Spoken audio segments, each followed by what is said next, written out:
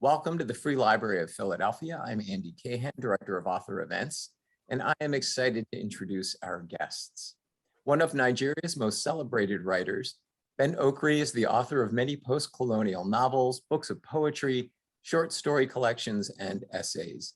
He rose to international fame in 1980 upon the publication of his first novel, Flowers and Shadows, and is perhaps best known for the Famished Road, winner of the 1991 Booker Prize. Astonishing the Gods, originally published in 1995, was included almost 25 years later in the BBC's list of 100 novels that shaped our world. His new fable, Every Leaf a Hallelujah, the story of a young girl searching the forest for a special flower that can cure her ill mother, is a modern-day fairy tale written to be read by adults and children alike.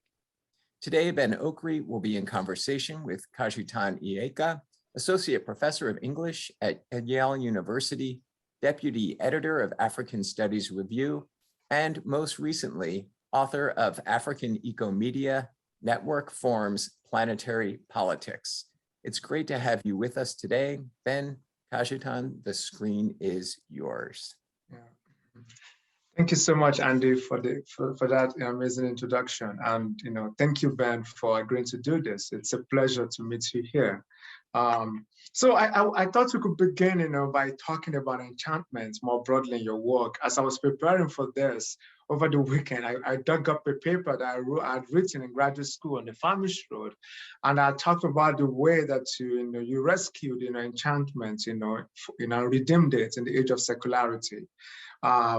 And one of the blog bits talk about you as a master of enchantment. So I was wondering if you could just talk about, why enchantment, is such an important, motif in your work. What does it do for you? Why do you return to it throughout your work? Cajetan, that's a wonderful question, and I want to say very quickly what a pleasure it is to be here. It would have been much greater, of course, if we'd been in the flesh in Philly. That would have been wonderful, but that will come. Yes. Well, I'm really thrilled that you are actually found the paper that you wrote on the Famished Road way back. That must have been quite an experience for you. It is for me hearing it. Yeah. and your question is a very important one. Why enchantment? I don't know. I'm fascinated by enchantment. Enchantment for me has to do with the enlarging of being. It has to do with bringing to life a quality of radiance. I think it has to do with restoring to consciousness some of its majesty. And it's what reading does. All the great experiences of life that are positive, that are rich in some way, touch upon this aspect of enchantment. And I think it's been a very missing quality in our literature, not only the literature of Africa, but actually the literature of the world for some time. We have, as you have said, become more secular. And the thing about secularity in literature is that it tends to narrow us. It tends to make us focus on contingent things. It tends to make us aware of the tactility, the pain, the pessimism, the despair, the doubt. And my instinct embraces all of that, but it also embraces the fact that we are beings majestic. To borrow a half phrase from Walt Whitman. And actually, literature at its best, when literature is really literature, it is because it has that quality of enchantment. I don't know how else to define that quality, except that it mesmerizes you, it draws you in, it enlarges you, it makes bigger your perception of the world, and it makes you feel fuller as a person. And literature does that. Whether you're reading Don Quixote, Chinua Achebe, Shoenka, or Jane Austen, it really does not matter. When it achieves a condition of literature, whether it's a work that is even as half depressing as Crime and Punishment, it still touches that swell of being, that's something inside us that sort of slightly transcends the boundaries of our bodies. So I've become interested in the project of enchantment because I wanted to restore.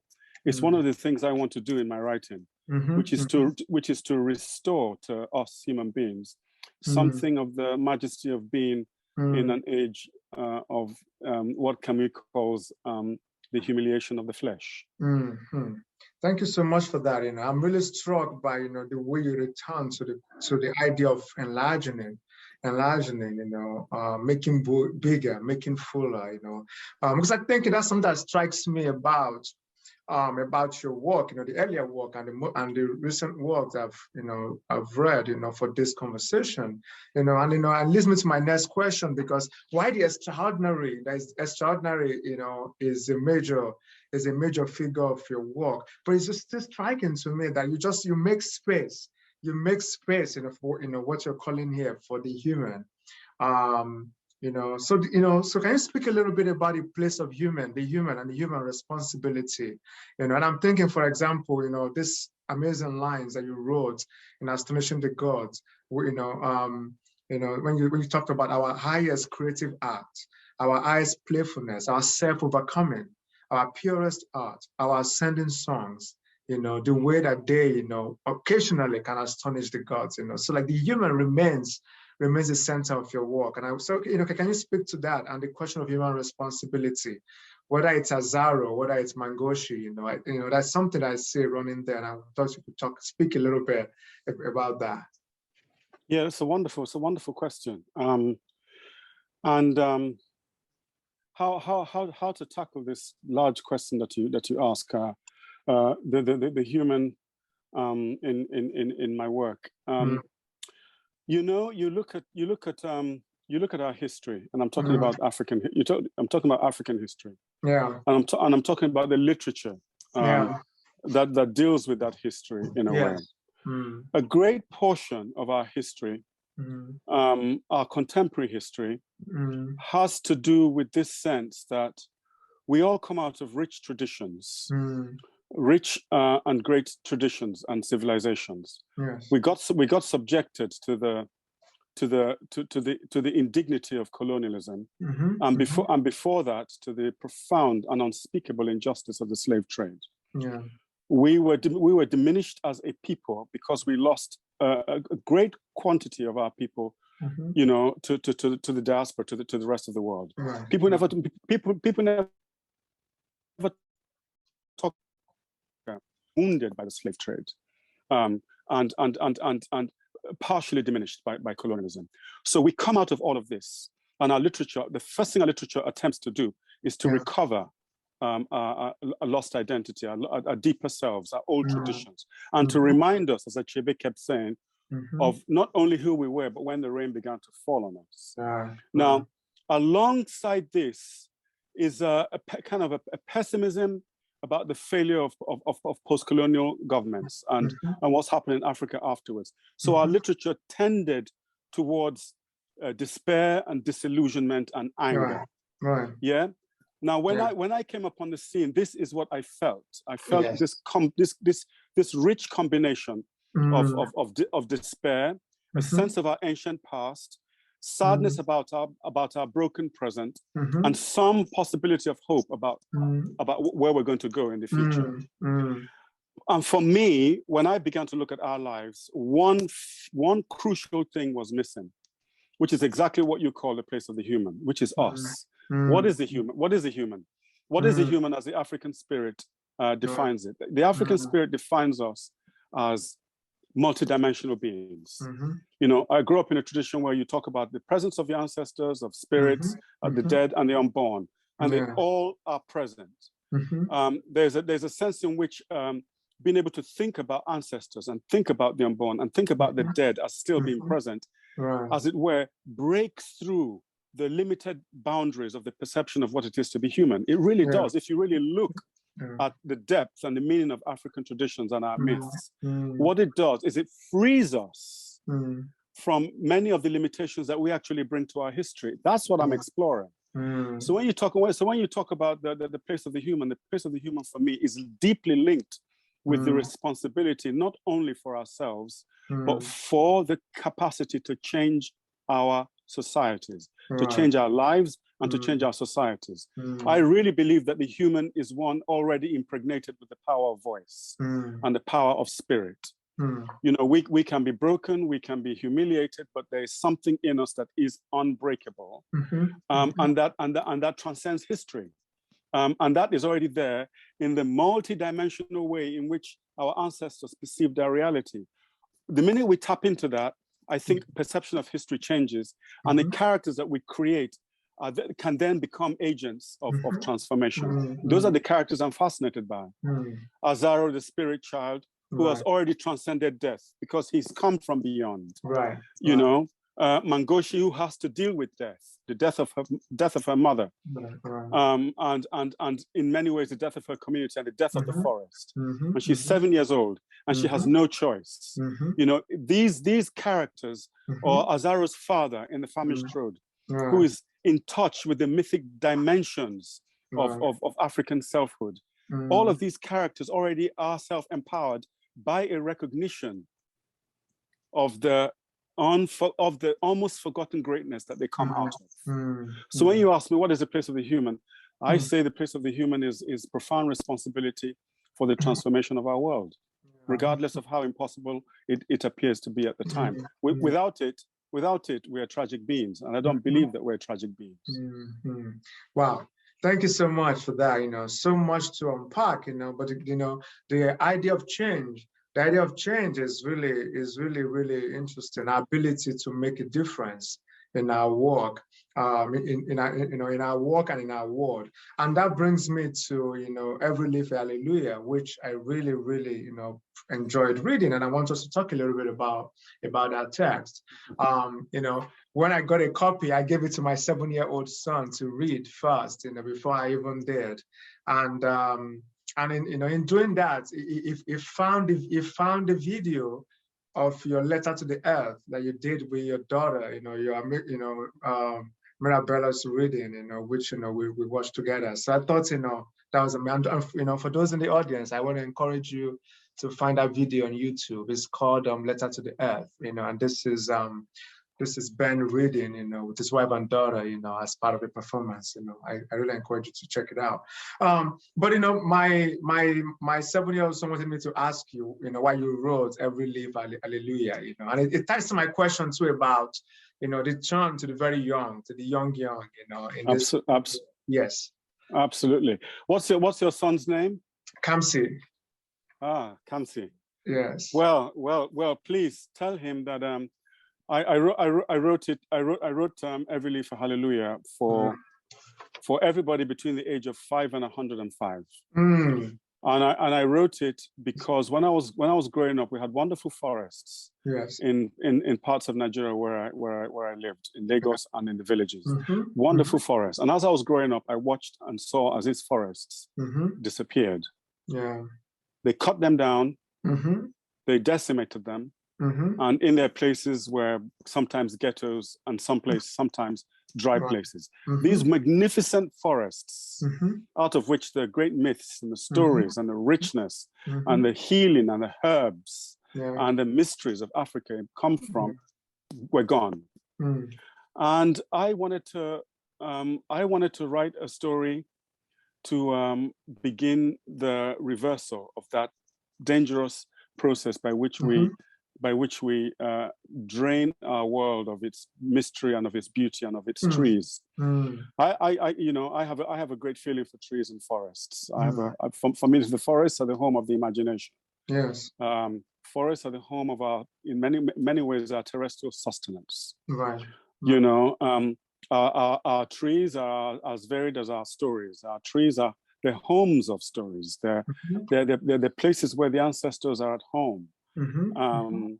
You know, so I just simply wanted to, first of all, salute a young generation who without our encouragement have taken on the mantle of environmental protest, of protest against what we're doing to the environment.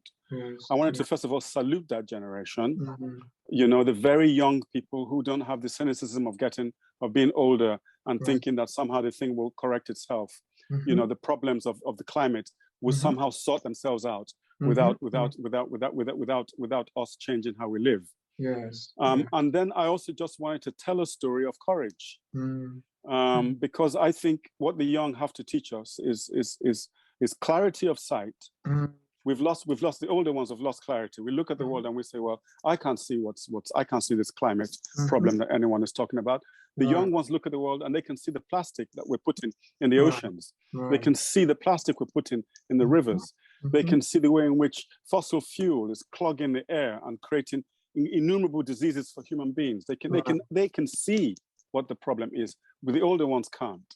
You know, so clarity of vision. I'm writing to draw more attention to the clarity of vision that's needed in our world, and the courage that is needed to be able to change it, to do something about it in some sort of small way. You know, my inspiration for this in many ways was also my daughter. Every day that I was writing this story, she'd come to me and she'd say, "Has Mangoshi saved the forest yet?" You know, and so it became a spiritual co-production. Her interested in the planet, and me as a writer feeling the responsibility to do something about it. Wow. You know. Thank you so much for that. You know, on page 9, you know, of the text, you talked about, you know, it is the young who can understand. You know, one of the trees, you know, and it is the young who can understand, and that resonates so well with what you're talking about. You know, like you, like me, you know, Mangoshi is, you know, is African. You know, is African, and you know, what's interesting about your work, you know, even before this became, in an environment became a fashionable thing, it's always been there. You know, it's always been there. It's always absolutely. That's something that is striking about your work. And I thought, you know, if you could speak a little bit about, you know, Africa's place in ecological imagination, because sometimes the idea of Africans as not environmentalists, has not been concerned about environment, but your work, you know, is offering a rebuttal to that. Absolutely. You know, so, Absolutely. All you have to do is just listen to African fables, to our myths, to our stories. Our traditional stories were already environmental stories. Right. You know, in African legends, trees are, they're not just things that stick out of the ground. They are beings. You know, we traditionally respect the semi-divine quality, or if you like, the sublime quality of trees and of forests. You know, when people want power, when people want to be strengthened, when people want to be made whole in some way, they go to the forests. I remember this when I was a child. You know, when people were ill, when something was wrong with them that nothing else could solve, they were taken to the forests. Sometimes I didn't know what they did there. I know what was done to me when I went to the forest. And I know that if there weren't trees there, what change that brought about in my psyche could not have happened. So the forest has always been, for us, a home and a place of regeneration. It's not just a place where you go pick yams and plant. It is that. But it's also a place for healing, because we have a great tradition of herbs and plants, and a great knowledge of plants and leaves and barks that heal. Where I'm thinking of something like dongoyaro, where you get the bark of this tree, you put it into a gogoro, you soak it there for 2 weeks, and you drink it, and your malaria is gone in a day or two. We have a deep and ancient knowledge, and that knowledge goes hand in hand with a profound respect for the environment. The traditional African way was not environmentally hostile. It treated the environment and the universe and nature as a co-partner. You know, it's only in post-colonialism with all that entailed, the bringing of cars and all of that, that we, you know, a shift, a break, a split in our psyche and in our understanding of our relationship with nature changed. Even Christianity did not actually make us as profoundly nature conscious as our traditional ways of looking did, in a strange way, because Christianity also brought with it cars and capitalism. You know, it was a mixed blessing in many ways. So, you know, you read Achebe's early novels, you read Shoenka, it's a respect for nature, always running through it. You read Okigbo, you read Bessie Head, always running through it is this profound sense of respect for nature and our lost place in it. You know. Yeah.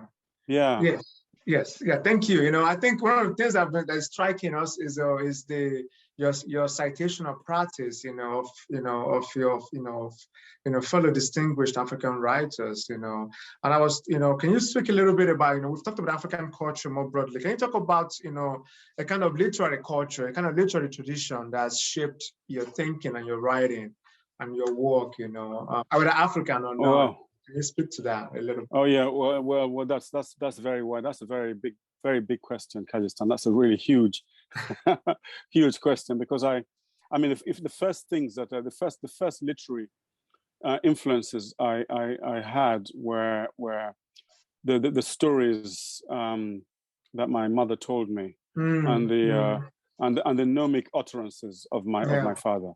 Now we have to speak of these things as literary because there's two kinds of literary. There's a literary that is written, and then there's a literary that is spoken. Yes. The literary that is spoken has also all of the rich dimensions of written literature. It has the rich dimensions of rhetoric, of metaphor, of simile, of strophe, of metrics, of rhythm, of disjunction. Right. It's all there. It's a huge tradition. And all the great cultures had this great tradition before the literary tradition came along. Yes. You look in England, you look in Europe. There's a great oral tradition of his early fables, of his Celtic myths. You look at ancient Greece. Homer was spoken before he was written down, and so on and so forth. So this aspect of the oral tradition. I don't like to use the word oral. I call it the invisible literary tradition. I prefer to call it that. For me, the first influences were mom, dad, gnomic utterances of my father, which parallels with this tradition of not only just proverbs, but of a kind of a dense kind of writing that you're constantly having to unpack. And from my mother's side, it was these elliptical stories. She never told me direct, clear, straightforward tortoise stories. Her stories are always elliptical, and I think it's because she understood something about the way in which my mind worked. If you start to tell me something and it's obvious, I'm liable to fall asleep out of boredom. And so to keep my interest, she was always bending her tales. She was always telling her tales, and they were always bent and crooked and suddenly broken off, and sometimes fragmentary. But they were always fascinating because I didn't know where she was going half the time. Right. And then, of course, there's the literary written tradition of the Shakespeare mystery plays that I think things like Midsummer Night's Dream. There's those early fables, the Arabian Nights. Then there's Chinua Achebe's Things Fall Apart, which I discovered a bit later. Even though there was a performance of it at school. There was a whole tradition of Nigerian children's writers that I remember reading. And many of the books are they're now forgotten, but they also had a very rich impact. There's a wider tradition of Orwell's Animal Farm, and then when I came to reading myself, when I discovered my father's library, I was drawn to the Russians. I was drawn to the great Russian tradition. Of Chekhov, Turgenev. I discovered Tolstoy much later, Dostoevsky much later, and Pushkin. I was drawn to people like Ibsen. I was drawn to the great French tradition of great short story writing of Maupassant. And then I discovered our own tradition, showing. So it was a constant in and out. It was in our tradition and then out of it into the world, and then back into our tradition, and then out again. It was that kind of constant dialogue. And when I went to live in England, of course, I soaked myself in the literary tradition of the world. I just read my way through world literature because I had to understood my place in it, and then deepen my understanding of our own literature. So it's an ongoing, project. Of world and home reading. Which is fantastic, because imagine the investment in the world, in the literature of the world, for you does not mean leaving behind the literary tradition, the cultural traditions of Africa. You found ways, Please, Karen. I think you found ways to carry them together in your own work, in ways that are just fascinating. It's worldly, but it's also very rooted, if we can use that term, in Africa. I really, I think that's something interesting about your work. Yeah. Well, I think history has compelled us to deal with this. Because the very fact of history meant that we had to, first of all, deal with the literature of these peoples who had come to us. To understand them, we had to, you can't understand the colonial chapter if you don't read Shakespeare and Dickens. It just does not make sense. You just think, who are these people who came and did this to us? You have to understand. You have to understand where they come from, and you have to understand that they too were products of a colonial tradition. That the Romans did the same thing to them. Thousands of years ago. And that the Vikings came to them and took their lands over, and that they're much a mixture of people as we are, and you begin to see deep similarities as well as profound differences. Yes, and the only thing I feel really sad about is that we are enriched finally. We are enriched finally by our own experience, our own history, our own literature, and our dialogue with the literature of the world. But the world has been very slow to be enriched by our literature and our contribution, which is very, very powerful indeed. Yes. So I think right now there's a sort of a slight imbalance where the world needs to get to know our soul and our voice, our voices, and our passions, and the strangenesses of our mind as it weaves its way in literature. The world needs to come and marvel a little bit. We know them much more than they know us. Yes, but that's changing right now. I feel it is. Yes, I think I have other questions, but I think I want to make sure we get to this before we run out of time and open things up. You've just talked about the strangeness of our minds in literature. I wonder if you have some some passages that you would like to favorite, or something that you would like to read for us, before we end the conversation. Oh, you mean from one of these two books? Yes, from one of them. And I know it's difficult to talk about an author's favorite, but I want to. I would just let you give us something. What are your favorites now? Yeah. well, I wouldn't say a favorite because I've got so many favorites. Yeah. Okay. But what I will do is I will read. I'll read from Astonishing the Gods. Okay. And I'll read a little bit from the beginning. Okay.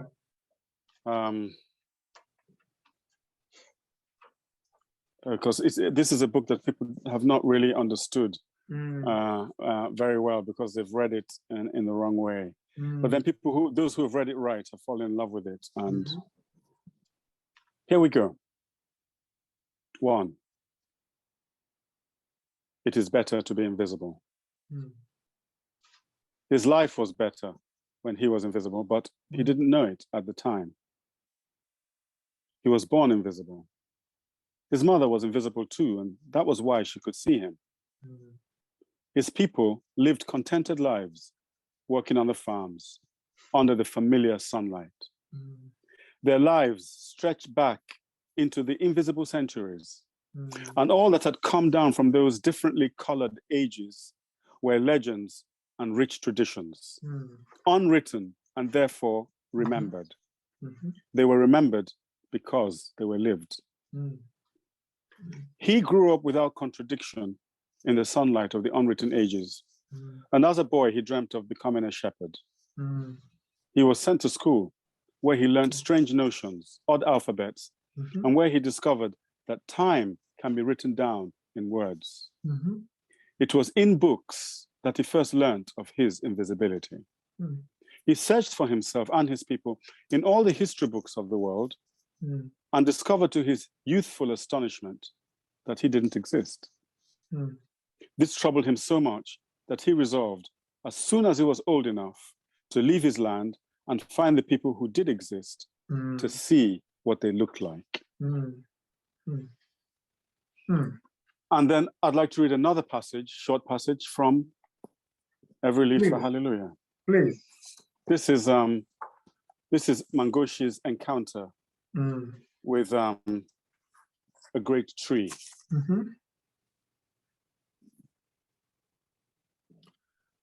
How do you grow so big and great? Mangoshi asked the big and great tree. The tree gave a wonderful laugh. We started small, like most things, said the great tree. And we draw love from the earth and draw love from the sun. We sink our roots deep into life. We support one another. We don't compete. We help one another. We grow one day at a time. We have great patience. You will be surprised at the amazing things you can do with patience. Yeah, thank you so much for those, beautiful lines. Ever renewed, ever new, at every reading, at every recitation. But I thought, there's just so much I can ask you about, everything you've just read right now. But because of time, I'm just going to circle back to one other question that is inspired by Kamsi, my son's question, but also, I would also add to it, and which is the title of Every Leaf, Hallelujah.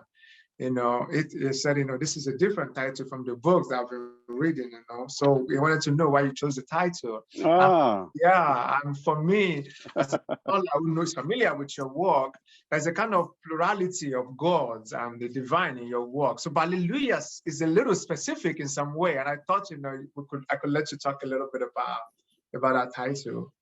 Yes, that's very, very, very interesting indeed.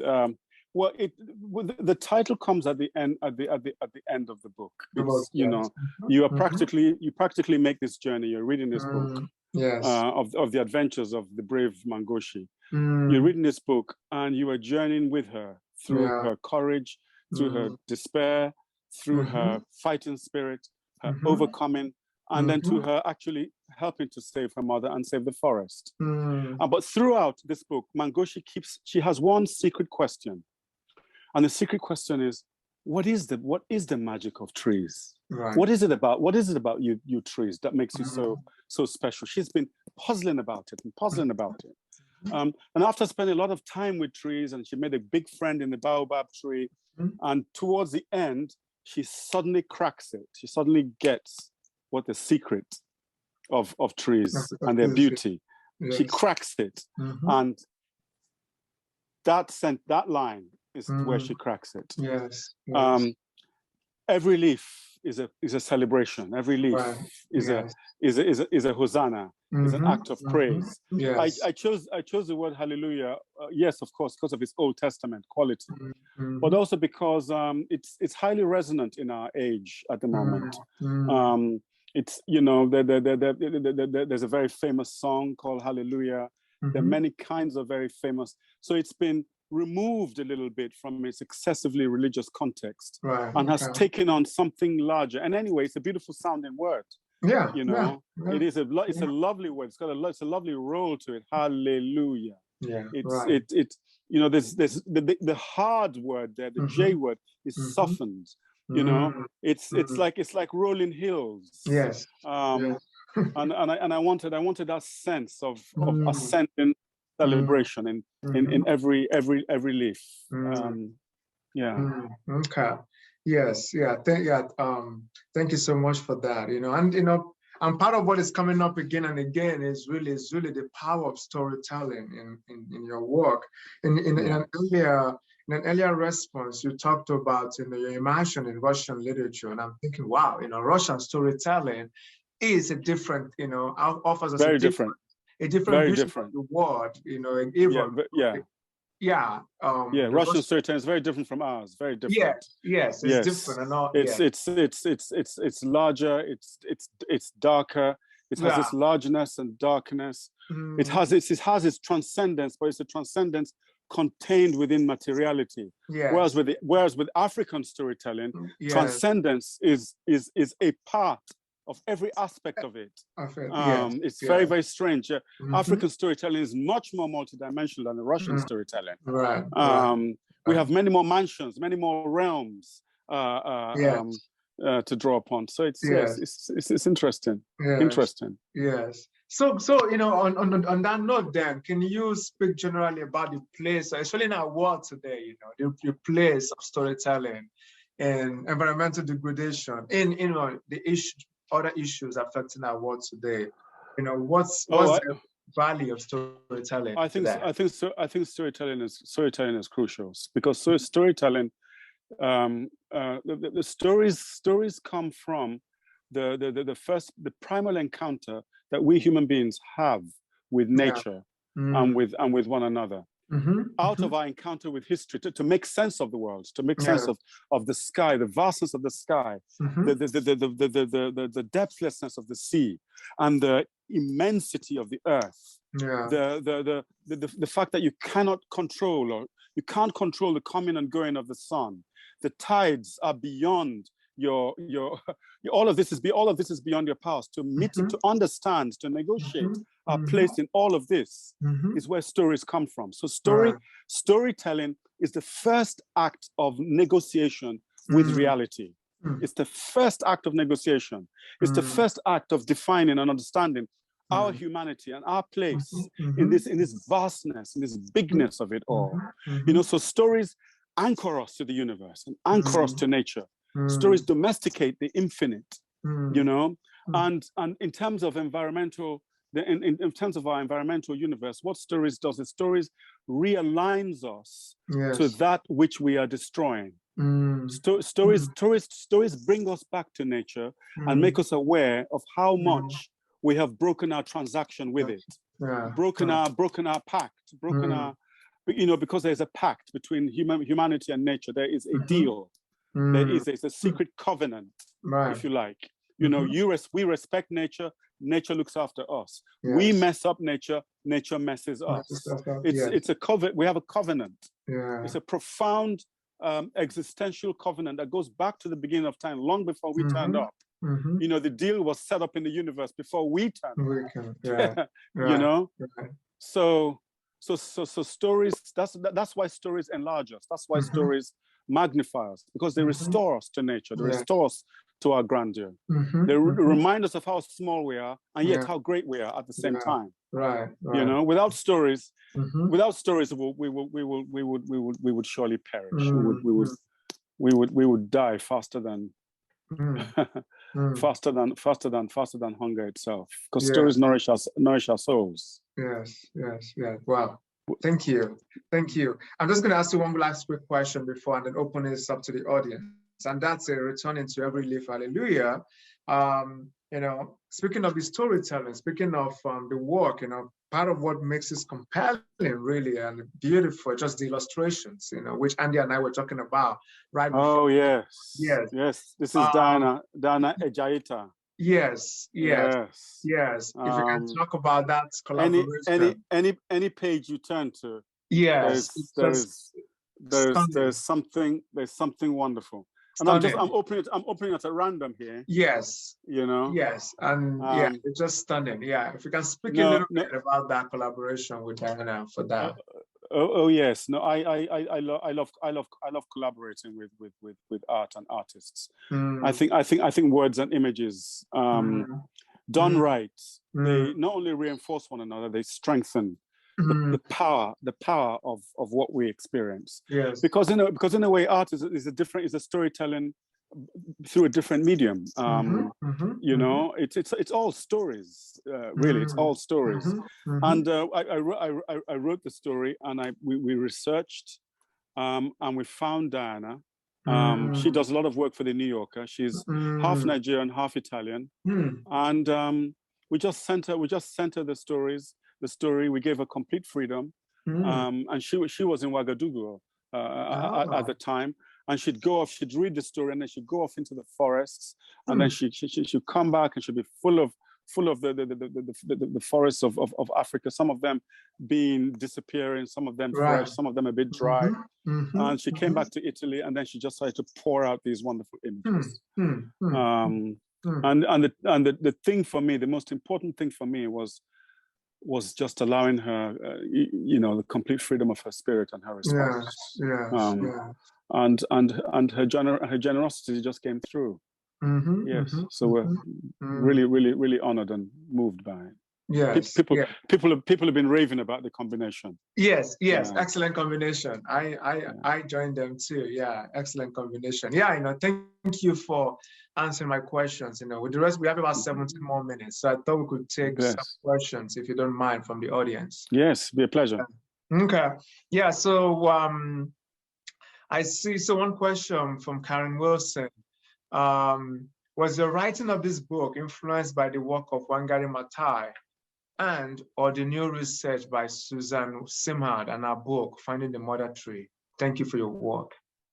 Oh yes, this was mentioned in an interview I gave to the New Statesman, where they asked me the very same question. Okay. And no, I was very, very surprised to hear of these scientists. No, my story came from the tradition of storytelling that I grew up with. In the stories that we grew up with about forests, that trees talk is not surprising. Trees not only do trees talk, but trees house beings. I've not even begun to talk about the things that trees do in our storytelling. That's in our storytelling tradition. In the Famished Road, I have passages where the forest literally retreats away from human beings, where trees actually walk.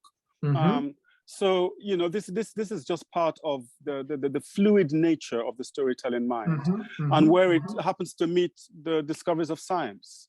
So I'm delighted to discover these names. I should definitely read their researches. But I tell you one thing: if I knew of their work, I would not have been able to write this story. It's a funny thing about scientific facts. They actually impede the imagination. It's really strange. If you doubt what I'm saying, I challenge any writer out there to just to tell stories about gravity, or about anti-gravity. Or research any particular area of science and then try and tell stories about them. There's so few. There are many writers who are scientists, and they have a great difficulty being able to free the imagination so that the science can then actually become full and rich stories. That's the thing about facts. I think it's something that Sartre talked about. Facts have a way of clamping the imagination. When one half knows something, or when one has half glimpsed something, the imagination is freer. It's very strange. Thank you for that. Thank you. I think we can link to the next question from Tony Rustin, who is asking, why don't you like the term oral tradition? And there's a second question from this person. Maybe we can take them together. And in European and US literature, the forest is a place of menace rather than restoration. Can you talk about this difference? Yes, well,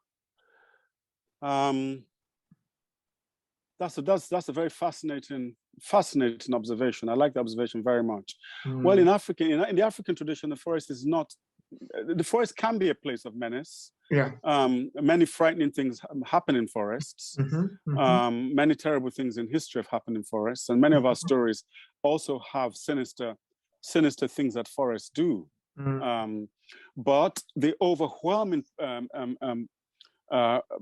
power of forests in the African imagination is regenerative and benign and mythic, and it has to do with legend and gods and power, and a place where you go to retreat from society and to come back stronger into society. It's whereas in the European tradition, the forest has to do with menace, and I think it is because there has been more of a division between human beings and nature in Europe than there has been in the African tradition. When human beings set themselves against nature in terms of dominating nature, The minute you have a tradition where you feel that you have to dominate and can dominate nature, the minute you have that relationship, and nature becomes an enemy. Anything you try to dominate becomes an enemy in some way. The cooperation with nature is there in the oldest traditions. You have to go far back beyond the menace period of European literature. You need to go back to ancient Egypt. You need to go back to the ancient Greeks. You need to go back to the ancient Celts. You know, real ancient Europe, the forest was not an enemy. In the Celtic tradition, the forest was a place of power. You know, the kings and their heroes were aligned with trees. You look at the great Scandinavian Norse tradition, and you know that the forest is not an enemy. The forest is a thing of great power. The swords, you know, are forged from the hilt of swords are forged from old trees. You talk about the world tree that you have in the great Scandinavian tradition. So the period when nature became a menace, I think, coincides with the time when human beings became more divided from nature. As a result of means of production and things like that. Yeah, thank you. Yeah, and I think the next question is related, you know, to this. You know, it's asking about the role of post-colonial African literature in advancing social and environmental justice movements in other parts of the world. What unique viewpoint do you bring to writers and activists in this movement? I think it has to do with individual conscience. I don't think it's something you can clamp on the post-colonial tradition of writers. I think everybody responds to the world as they see it. Yes. For me, it is a logical response. It is a logical development. That you come out of a tradition in which people have been unjustly treated, and a history have been sort of dehumanized and degraded in some way. And you come out of that and you find selfhood and independence. And what it really should be doing is not only restoring us to our rightful place in the universe, but restoring us to our rightful place in the world. And part of that rightful place is a sense of is a defense of nature. Is a defense of nature. You know, you think of what happened in Ogoni land. You think of what happened in the Delta. There's one question I didn't answer way back about oral. Why I don't like oral tradition, right? I don't like what's been done to the word, because people have somehow used it to split what literature is. For me, literature is one great wholeness. I don't see that telling a story. I don't see that telling a story, embodying a story, occupies a higher place from shaping a story on the page. It seems to me that these two traditions have to and have always lived side by side, and they have to. One does not have to overtake the other. I feel very much that the so-called written literature is enriched by the oral literature, I call it the invisible literature.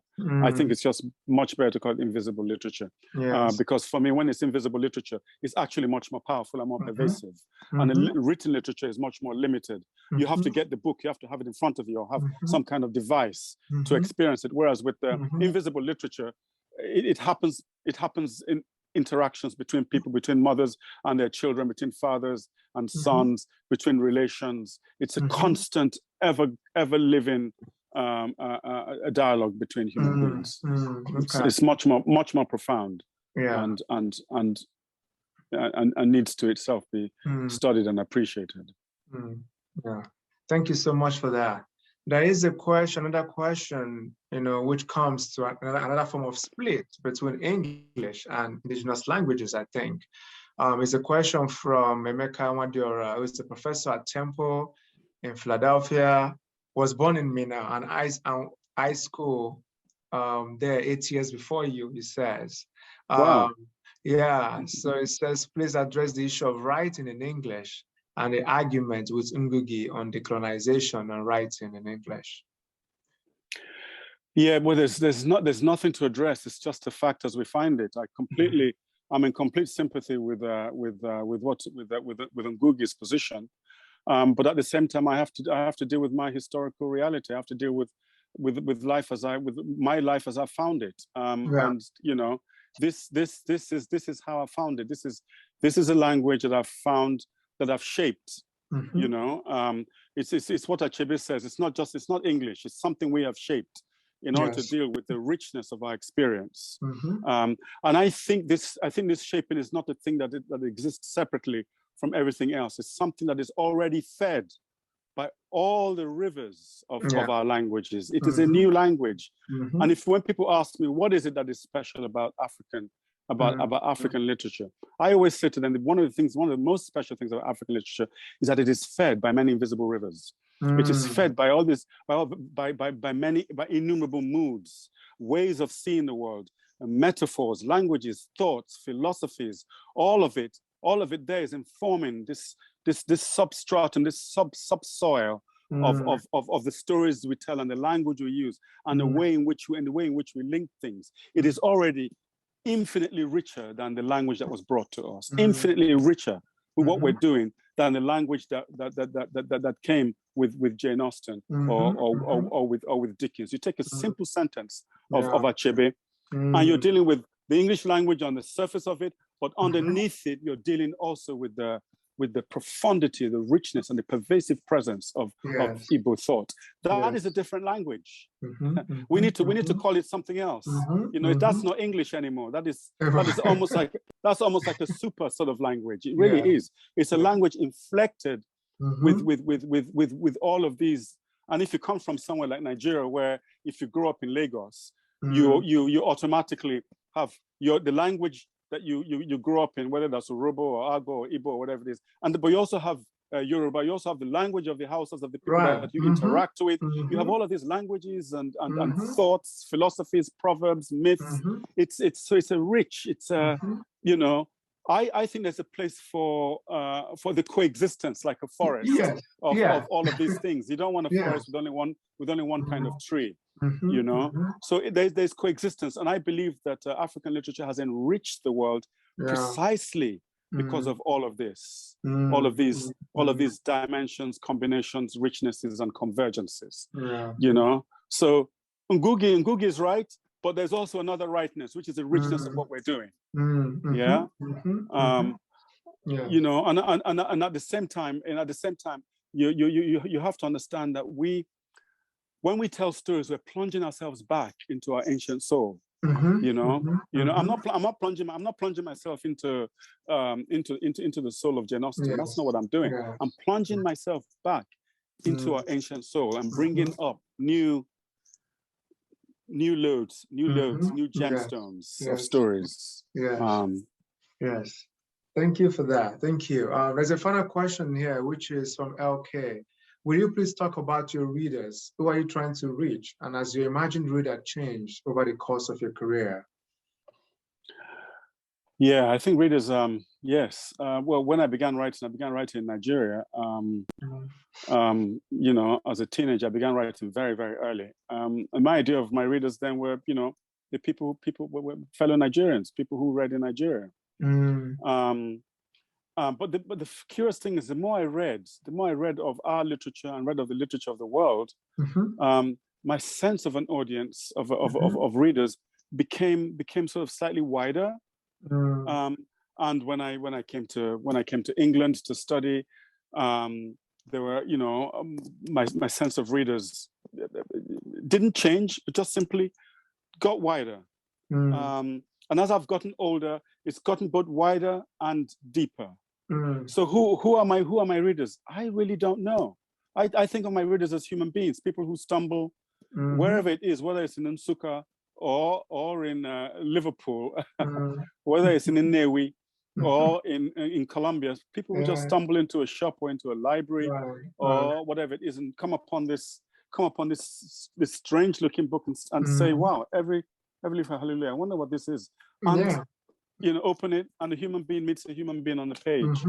You know, so I come from one place, my soul is inflected by that place and enriched by that place. But the minute you start to write, I hear people say they write for this set of people and that set of people. And I don't know how you can write in such a way that your writing is limited in who it reaches. I just don't know how you can do that. I think that the very act of writing is a human address. The very act of writing is a message you put in a bottle and thrown out into the sea.